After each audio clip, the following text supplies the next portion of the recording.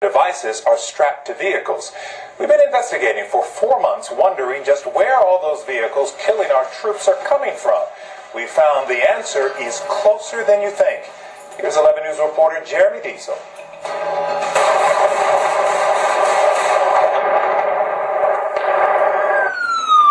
The streets of Iraq are the most dangerous of places.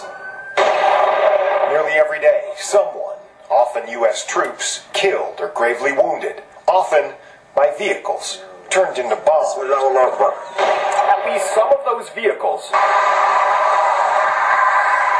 coming from these streets, Texas streets. Sergeant T.J. Salazar has worked Houston auto theft for a dozen years. For a fact that the vehicles are going out all over the world. We know they're going to the Middle East. Once there, it would be no surprise to find them used as weapons. No, we're not. Greg Turp is the president of the North American Export Committee. He's tracked U.S. stolen cars links to terror abroad for years. They do create the terror that they're looking for. They are called vehicle-borne improvised explosive devices. The military calls them VBIEDs. It delivers the biggest bang. Any vehicle will do, but a vehicle that looks like a U.S. vehicle that is being used is what they're looking for. Looking for and finding. In November of 2004, U.S. troops raided a number of targets in Fallujah, Iraq. At one site, they found a vehicle bomb-making facility.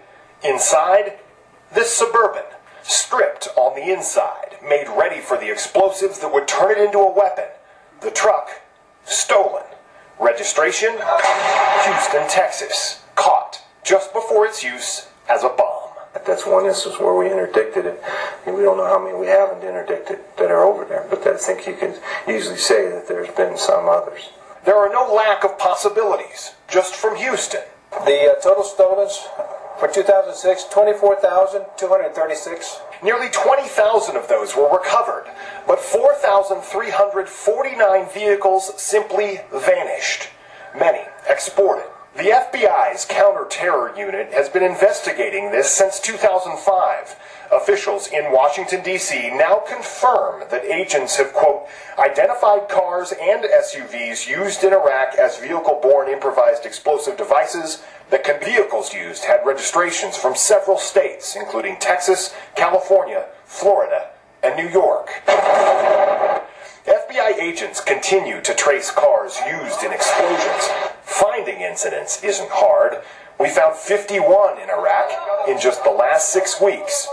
But getting details from the military is tough. We sent 51 emails to military officials looking for more information about each one of the recent incidents. The majority of those requests were responded to tersely. Quote, we do not have any information on VBIED attacks, end quote. And, quote, we do not wish to give the enemy the upper hand on January 20th in Karbala. A convoy of 7 U.S.-made SUVs filled with insurgents is able to pass through at least 3 checkpoints before attacking U.S. soldiers, killing 5. In recent years, various law enforcement organizations have taken great steps to try to stop stolen cars from getting out of the country. For example, here at the Port of Miami, virtually every container is screened before it ever hits a ship. And we've had a couple hits on vehicles that were flagged by the authorities about ties to terrorist vehicles, and we turned over that information to the FBI. But why bother using a port when the border with Mexico is a sieve? Easy. It's like you were driving your regular personal vehicle. You can drive across the bridge.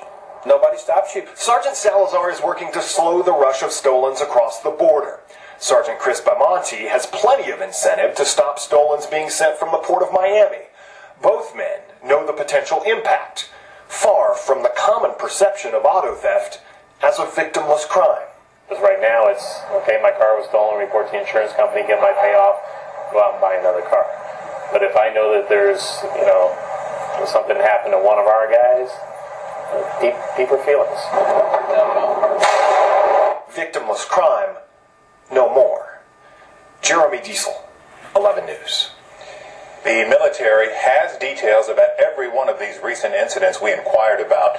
Central Command does tell us that 70% of the soldiers killed in Iraq is due to various types of those improvised explosive devices, including